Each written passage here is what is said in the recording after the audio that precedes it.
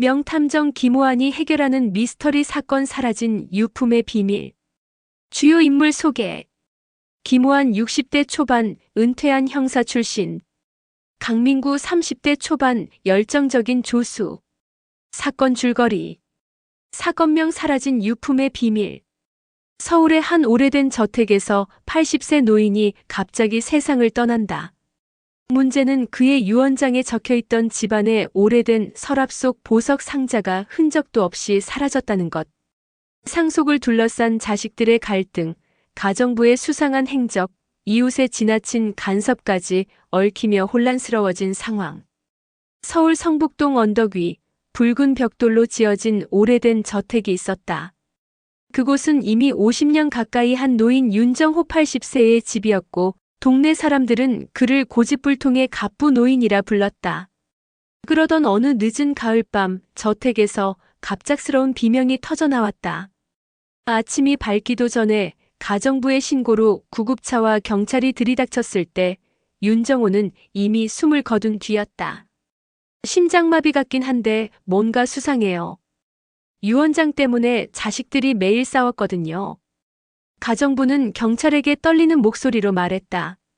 그 무렵 은퇴 후 조용히 살던 김호환은 한 통의 전화를 받는다. 선생님, 성북동 저택에서 사건이 났습니다. 혹시 도와주실 수 있을까요? 전직 후배 형사였다. 오한은 마지못해 저택을 찾았다. 그 옆에는 늘 그림자처럼 따라다니는 조수 강민구가 있었다. 기자 지망생 출신으로 사건을 기록하겠다는 열의로 오한의 조수가 된 청년이었다. 저택에 도착한 두 사람은 곧 이상한 점을 발견한다. 윤정호의 시신이 누워있는 서재 한쪽 벽에는 반쯤 열린 낡은 서랍장이 있었다. 그리고 서랍 안은 텅 비어 있었다. 여기 뭔가 있었던 것 같습니다. 민구가 조심스레 말했다. 오한은 눈을 가늘게 뜨며 서랍 손잡이를 살폈다. 그곳엔 희미하지만 확실한 긁힌 흔적이 남아 있었다. 누군가 서둘러 가져간 물건이 있군. 심지어 열쇠를 사용하지 않고 억지로. 그의 목소리는 낮았지만 확신에 차 있었다. 그날 밤 유족들이 하나둘 모여들었다. 장남 윤태호 아버지의 재산을 노골적으로 노리던 인물. 차녀 윤미라 오랫동안 연락이 끊겼다가 갑자기 나타난 수상한 딸. 그리고 오랫동안 저택을 드나들던 가정부 김 여사. 서로의 시선은 차갑게 부딪혔다. 누구 하나 순수하게 슬퍼하는 사람은 없었다. 선생님, 이건 단순한 노인의 죽음이 아닌 것 같아요. 민구가 낮게 속삭였다. 김호환은 시선을 시신에서 거두지 않은 채 담담히 대답했다. 맞아, 민구. 죽음은 자연스러울 수 있다. 그러나 빈 서랍이 그 죽음을 비정상으로 바꿔놓는군. 그리고 그는 방 안구석, 아무도 주목하지 않은 바닥에 떨어진 작은 종이 조각 하나를 집어들었다. 거기에는 낯선 글씨로 이렇게 쓰여 있었다. 유사는 진실을 드러내리라. 저녁 무렵 성북동 저택의 응접실에는 무거운 공기가 감돌았다. 유족들과 가정부가 한자리에 모였다. 김호환은 의자에 앉아 손가락을 가볍게 두드리며 모두를 둘러보았다. 유언장 이야기를 들었습니다. 그가 말을 꺼내자 모두의 시선이 동시에 흔들렸다. 장남 윤태호. 아버지는 평생 돈밖에 모르셨습니다. 그 서랍에는 오래된 보석 상자가 있었죠. 우리 어머니의 유품이라 들었습니다.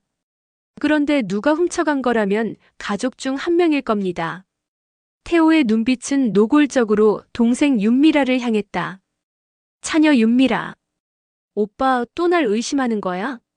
난 아버지랑 화해하려고 돌아온 거지 유산 때문이 아니야. 미라는 눈가가 붉어졌지만 억울함 뒤에는 알 수 없는 서늘함이 숨어 있었다. 가정부 김 여사. 저는 정말 몰라요. 저는 평생 이 집을 지켰습니다. 상자 안에 뭐가 있는지도 몰랐습니다. 그러나 그녀의 두 손은 미묘하게 떨리고 있었다. 강민구는 한쪽에서 열심히 메모를 하다가 오한에게 다가와 속삭였다. 선생님, 다들 뭔가 숨기는 것 같아요. 특히 가정부 김 여사 너무 긴장한 것 같지 않습니까? 오하는 눈썹을 살짝 치켜세웠다. 민구, 사람은 누구나 긴장하지. 진짜 중요한 건 무엇을 말하지 않았는가지. 그 순간 오한의 눈길은 미묘한 흔적 하나에 멈췄다. 응접실 벽에 걸린 오래된 액자 그 뒷면 모서리가 살짝 들려 있었다. 그는 조용히 손을 뻗어 액자를 뒤집었다. 거기엔 누군가 급히 숨겨둔 듯한 작은 봉투가 끼워져 있었다. 봉투 속에는 오래된 편지 한 장이 들어 있었다. 만약 내가 세상을 떠난다면 진실은 서랍 속 상자에서 시작될 것이다. 그러나 그 상자가 사라진다면 진실은 더 깊은 어둠으로 숨어들리라. 민구가 놀라움에 눈을 크게 떴다. 선생님, 그럼 아버지의 죽음과 사라진 상자가 연결된 거네요? 김호아는 편지를 조용히 접으며 말했다. 맞아. 이제 이건 단순한 유산 싸움이 아니야. 죽음 자체가 의도된 것일 수 있다. 비 내리는 밤 저택의 응접실은 아직도 무겁게 가라앉아 있었다. 김호아는 모두를 둘러본 뒤 낮은 목소리로 말했다. 이제 각자의 행적을 확인해 보겠습니다. 윤정호 씨가 숨지던 밤 어디서 무엇을 하고 있었는지 정직하게 말씀하시지요. 장남 윤태호. 저는 회사에 있었습니다. 직원들이 다 증언할 겁니다. 밤늦게까지 회의가 있었거든요. 그는 자신감 있게 말했다. 그러나 민구는 눈썹을 찌푸렸다. 회의가 있었다면서 왜 아버지 별장 관리인에게 그 시간에 전화를 거셨습니까? 민구가 들고 있던 통화 내역을 내밀자 태호의 얼굴은 순간 굳어졌다. 차녀 윤미라. 저는 친구와 함께 있었습니다. 이 근처 카페에서요. CCTV에도 찍혔을 겁니다. 그녀는 태연히 대답했다. 그러나 오하는 차분히 반문했다. 그 카페라면 밤 9시에 문을 닫는데 윤정호 씨가 숨진 시간은 자정이 넘어서지요. 그 이유는 어디에 계셨습니까? 미라는 입술을 깨물며 말을 잇지 못했다. 가정부 김 여사. 저는 방에 있었습니다. 시끄럽지 않게 하려고 일부러 문을 잠그고 자고 있었어요. 그러나 그녀의 알리바이는 가장 허술했다. 민구는 곧장 지적했다. 그런데 왜 선생님 서재 앞 복도에서 발견된 당신의 신발 자국은 설명을 못하십니까? 가정부의 얼굴이 하얗게 질렸다. 오하는 세 사람의 반응을 차례로 지켜본 뒤 깊은 숨을 내쉬었다. 세 분 모두 거짓말을 하고 있군요. 각자 이유는 다르지만 무언가 숨기고 있습니다. 그 순간 바깥에서 천둥이 크게 울렸다. 민구는 노트를 덮으며 중얼거렸다. 선생님, 3명 중 누군가가 상자를 훔치고 또 아버지를 죽음으로 몰아넣은 거겠죠? 그러나 오하는 고개를 저었다. 아니, 민구. 아직은 확신할 수 없어. 하지만 분명한 건 사라진 상자가 이 집의 모든 거짓말을 비추는 거울이라는 것. 그리고 그는 조용히 손가락으로 탁자를 두드렸다. 내일 아침 진짜 검증을 시작하지. 거짓말은 결국 스스로 무너지는 법이니까. 다음 날 아침 성북동 저택은 여전히 장맛비에 젖어 있었다. 김호아는 새벽부터 저택 곳곳을 돌아다니며 발자국, 먼지, 물기까지 꼼꼼히 살폈다. 강민구는 카메라와 수첩을 들고 그 뒤를 바쁘게 따라다녔다. 민구, 내가 말한 신발 자국. 그게 정말 김 여사의 것인지 확인해보자. 오하는 신발 자국이 남은 서재 앞 복도로 향했다. 비에 젖은 흙이 묻어있던 발자국은 분명 여자의 구두였고 크기 또한 김 여사의 것과 정확히 일치했다. 민구가 물었다. 선생님, 그렇다면 김 여사가 상자를 가져간 겁니까? 오하는 고개를 저으며 굳은 목소리로 말했다. 단정 짓지 마라. 중요한 건 그녀가 왜 거짓말을 했는가다. 잠시 후 세 사람은 다시 응접실에 불려 나왔다. 오하는 테이블 위에 전날 확보한 증거들을 차례로 올려놓았다. 윤태호의 통화 내역. 그는 자정 무렵 아버지 별장 관리인에게 전화했다. 윤미라의 행적 카페 CCTV에는 밤 9시까지만 찍혀 있고 이후 행방은 묘연하다. 김 여사의 신발 자국 서재 앞에서 발견된 결정적 단서. 이제 거짓말은 통하지 않습니다. 오하는 차가운 눈빛으로 유족들을 바라보았다. 윤태호 씨, 당신은 회사 회의에 있었다 했지요? 그러나 자정 무렵 굳이 별장 관리인에게 전화를 건 이유가 뭡니까? 태호의 얼굴이 굳었다. 그건 아버지가 별장에 중요한 물건을 숨겨놨을까봐 확인하려 한 겁니다. 그렇다면 당신이 가장 먼저 상자를 찾으려 했다는 뜻이지요. 오한의 목소리는 단호했다. 그때 민구가 기록을 뒤적이며 외쳤다. 선생님, 어제 가정부 김 여사가 밤새 방에 있었다고 했는데 실제로는 새벽 2시쯤 서재 근처에서 누군가를 만난 걸 목격한 이웃의 진술이 있습니다. 모두의 시선이 김 여사에게 쏠렸다. 김 여사는 얼굴이 하얗게 질리더니 결국 무너져 울음을 터뜨렸다. 제가 서재에 간 건 맞습니다. 하지만 전 상자를 훔치지 않았어요. 그날 윤정호 회장님이 저를 부르셨습니다. 서랍에서 뭔가 꺼내달라고 그런데 이미 상자는 사라져 있었어요. 순간 방 안은 얼어붙었다. 김호아는 눈을 가늘게 뜨며 그녀의 말을 곱씹었다. 좋습니다. 이제 분명해졌군요. 상자는 윤정호 씨가 죽기 전에 이미 사라져 있었다. 민구가 충격에 휩싸여 속삭였다. 그럼 누군가가 미리 계획적으로 상자를 가져갔다는 건데 혹시 살해 동기까지? 오하는 조용히 고개를 끄덕였다. 맞다, 민구. 이제부터는 단순한 유품 도난 사건이 아니라 살인 사건으로 봐야겠군. 성북동 저택의 서재는 다시 한번 봉인 해제되었다. 김호아는 흰 장갑을 낀 채 책상 위를 천천히 훑었다. 책상 모서리, 서랍 손잡이, 바닥에 떨어진 작은 유리 조각까지 그의 눈은 놓치는 법이 없었다.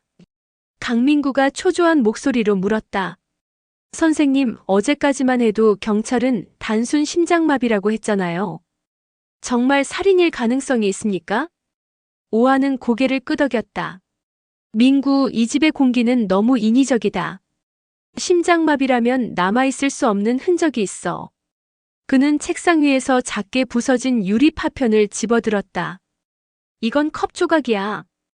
윤정호 씨가 차를 즐겨 마셨다는 건 잘 알려져 있지. 하지만 시신 옆에는 컵이 없었어. 대신 파편만 남아있었지. 그 순간 민구는 무언가 떠올랐다. 설마 음료에 약을 탄 겁니까? 오한의 눈빛이 번뜩였다. 그렇다. 독극물일 가능성이 높다. 상자가 사라진 시점과 맞물려 윤정호 씨는 누군가에 의해 독살당한 것이다. 새로운 단서. 그들은 서재 쓰레기통을 뒤지다가 구겨진 종이컵 한 개를 발견했다. 컵 바닥에는 희미하게 하얀 가루의 흔적이 남아 있었다. 오하는 조심스럽게 손수건에 싸며 말했다. 이건 경찰 과학수사대에 넘겨야 한다. 결과가 나오면 확실해지겠지. 유족들의 동요. 다시 응접실에 모인 세 사람 태호, 미라, 김 여사는 긴장으로 얼굴이 창백했다. 오하는 냉정히 말했다. 윤정호 씨는 심장마비가 아닙니다. 독살당한 겁니다. 이제부터는 세 분 중 누군가가 살인자라는 뜻이죠. 태호가 벌떡 일어나 외쳤다. 말도 안 돼. 우리 아버지가 독살이라니 증거도 없이 우리를 범인 취급하는 겁니까? 그러자 오하는 조용히 탁자를 두드렸다. 증거는 이미 충분합니다. 윤정호 씨는 독극물이 섞인 음료를 마셨고 그 직후에 숨을 거뒀습니다. 그리고 상자를 훔친 자가 바로 독을 넣은 자일 가능성이 가장 크지요.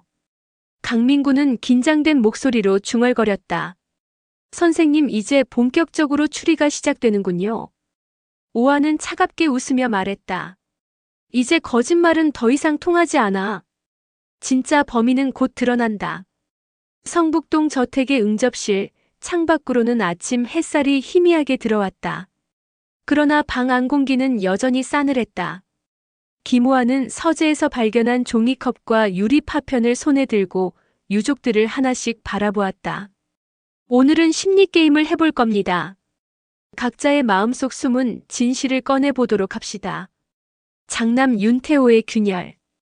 오하는 태호에게 다가가 낮게 물었다. 당신은 어젯밤 아버지 방 근처에서 무엇을 하고 있었지요? 혼자 있었다고 했지요? 태호는 처음에는 태연하게 대답했지만 오한의 날카로운 시선에 손가락이 떨렸다. 저는 확인만 하려고 상자를. 그의 목소리가 점점 작아졌다. 민구가 메모지를 집어들며 중얼거렸다. 확인만 하려고. 거짓말이네요. 오한은 고개를 끄덕이며 말했다. 맞습니다. 마음속에선 확인이라는 말로 자기 합리화를 하고 있지만 행동은 다릅니다. 그 행동이 바로 범죄를 향한 첫 발걸음이었군요. 차녀 윤미라의 긴장. 미라는 자신감 있는 척했지만 눈빛은 흔들리고 있었다. 오한은 조용히 다가가 물었다. 밤 9시 이후 카페에 계셨다고 했지요? 그런데 자정 전후의 행적은 설명이 없군요. 미라는 얼굴이 붉어지며 말문이 막혔다. 그건 그냥 집에 있었어요. 그러나 그녀의 손톱에는 흙이 약간 묻어 있었고 옷자락에도 먼지가 남아 있었다. 오한은 손끝으로 먼지를 집어들며 말했다. 누군가 서재에 들어갔다는 흔적이군요. 거짓말은 발자국처럼 남는 법입니다. 가정부 김 여사의 두려움. 김 여사는 시선을 땅에 고정한 채 몸을 떨었다. 오한은 한 발짝 다가가 부드럽게 물었다. 그날 밤 상자를 찾으러 간 것이 사실이지요? 하지만 범행에 가담한 건 아니죠? 그녀는 떨리는 목소리로 대답했다. 맞아요. 저는 상자를 보러 갔습니다. 하지만 아버지를 죽일 생각은 없었어요. 오한은 고개를 끄덕이며 말했다. 좋습니다. 이제 핵심이 드러났군요. 상자를 훔치려 했던 자, 독을 사용한 자, 그리고 거짓말을 한 자, 이 셋의 연결고리를 찾는 게 우리의 다음 단계입니다. 강민구는 숨을 고르며 속삭였다. 선생님, 이제 범인 윤곽이 보이는 거죠? 오한은 천천히 책상 위에 손을 얹으며 답했다. 조금씩 드러나고 있어. 하지만 민구, 진짜 반전은 아직 시작도 안 했다는 걸 명심해야 한다. 그날 오후 성북동 저택의 서재는 다시 한번 긴장으로 가득 찼다.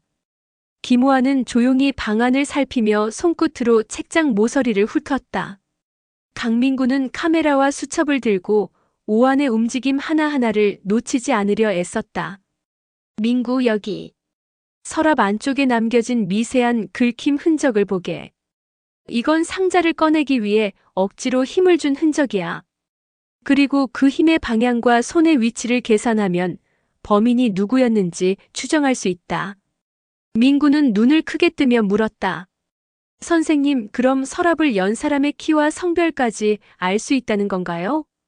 오한은 고개를 끄덕였다. 그렇다. 범행의 모든 흔적은 결국 자기 자신을 드러내는 법이지.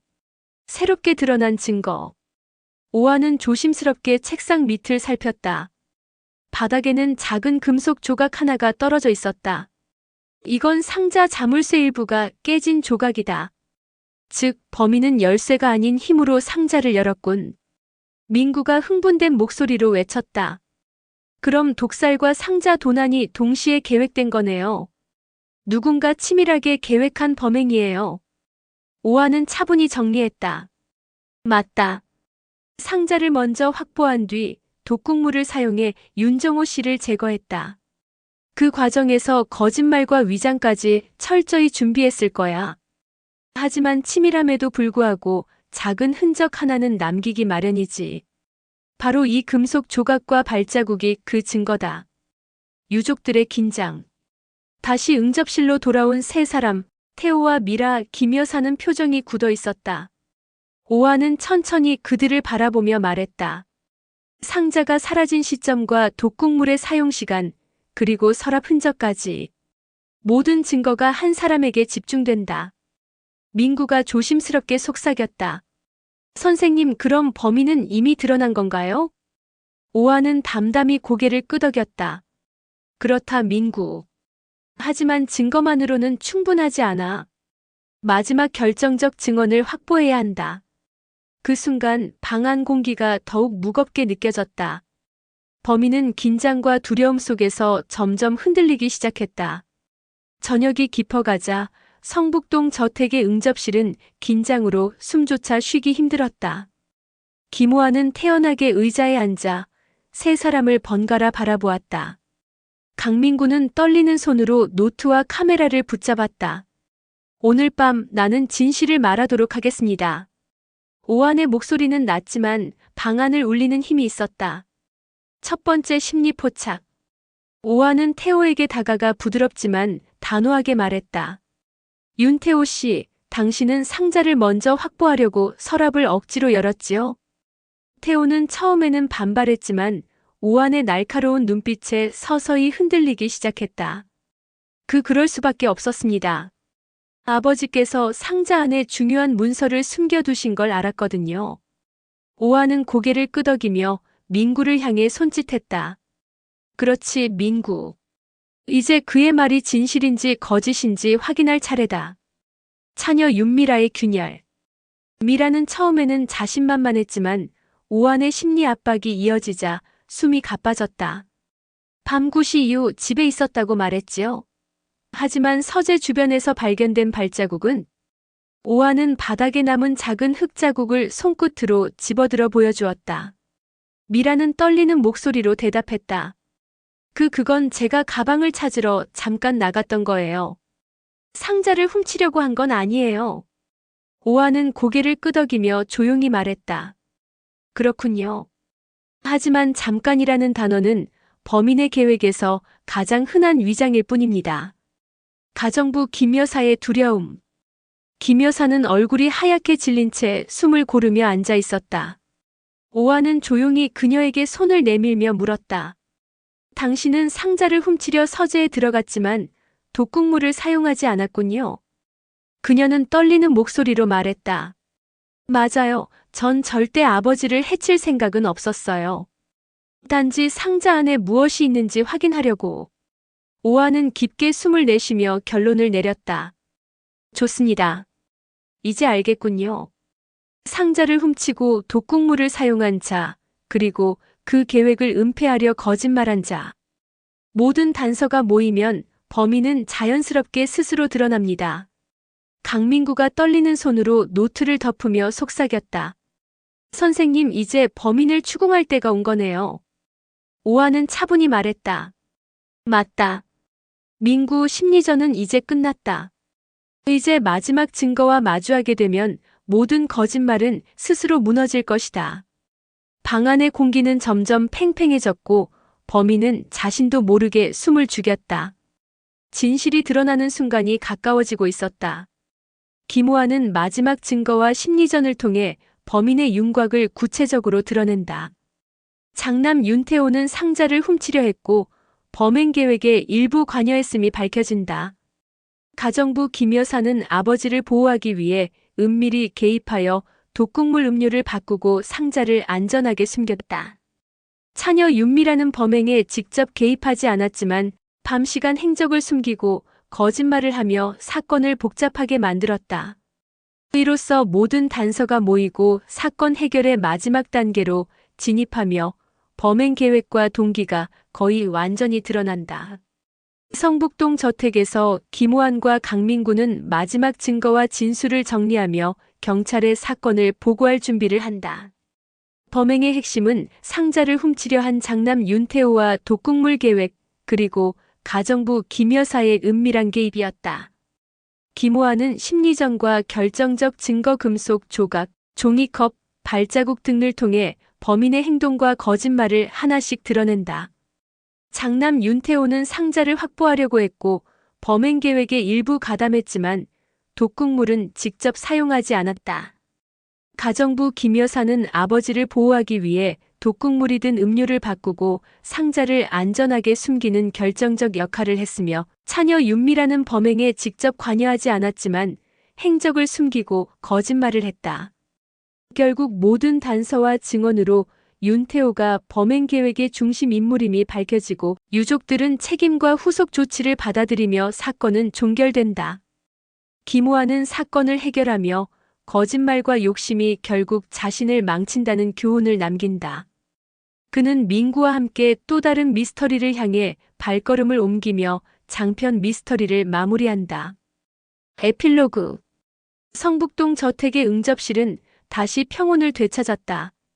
그러나 김호환과 강민구는 알고 있었다.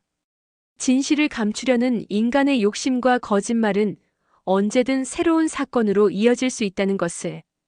그날 이후 명탐정 김호환과 조수 강민구는 또 다른 미스터리를 향해 발걸음을 옮겼다. 그들의 눈빛에는 확고한 의지가 담겨 있었다. 진실은 반드시 드러난다.